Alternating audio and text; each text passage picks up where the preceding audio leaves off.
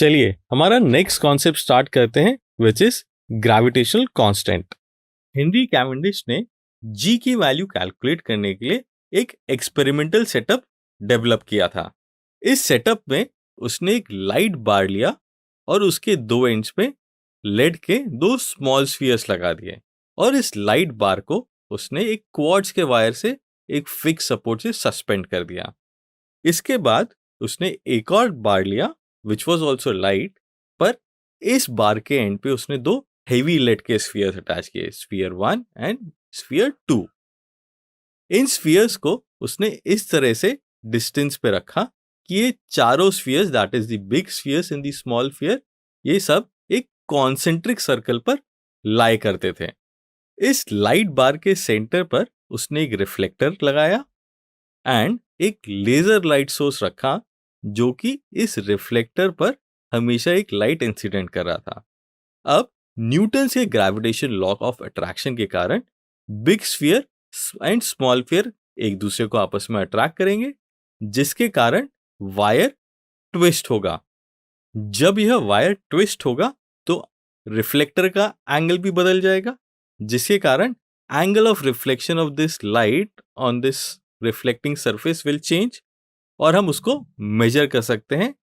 Now big sphere अपने nearby small sphere को equal and opposite force से attract करेंगे, so net force on the bar will be zero and only a torque will act on it which will be equal to force into the length of the बार।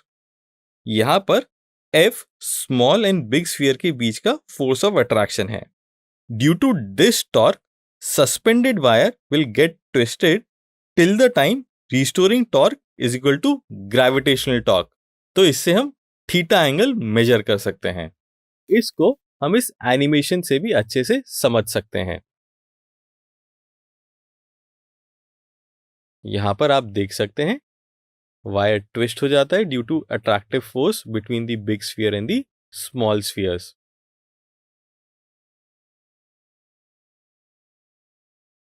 आगे हम इसकी mathematical calculation देखते हैं। अगर D is the separation between the centers of the big sphere and its neighboring small sphere and big sphere का मास है capital M and small sphere का मास है स्मॉल m, तो हम gravitational force of attraction between the big sphere and the neighbouring small sphere लिख सकते हैं F is equal to G M into small m by D square।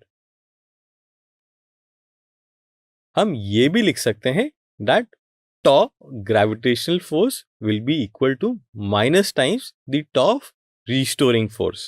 Gravitational force का torque and restoring force का torque दोनों opposite direction में लगेंगे।